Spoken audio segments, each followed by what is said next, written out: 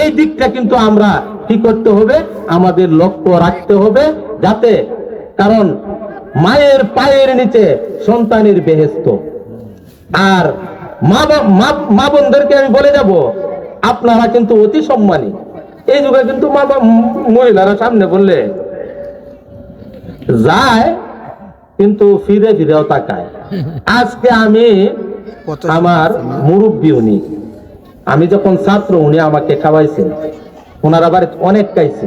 আমি বলে ফেলি মাওলানা আব্দুর রাজ্জাক সাহেব ওনার আম্মা কেমন বয়সের তো আপনারা আত্মসাত জানেন। বর্তমানে এই কয়েকদিন আগেও মাওলানা ফোন দিচ্ছেন, আমার অবস্থা বেশি ভালো না, হুজুর দোয়া কইরে।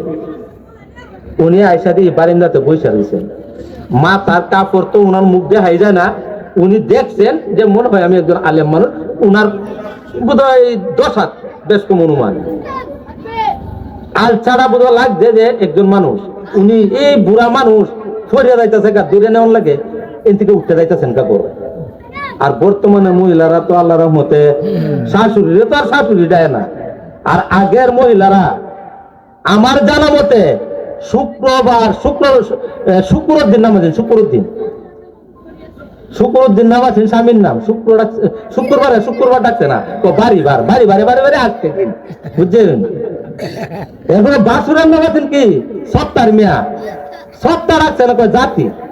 আর বর্তমানে মহিলারা আল্লাহ রহমতে যাই হোক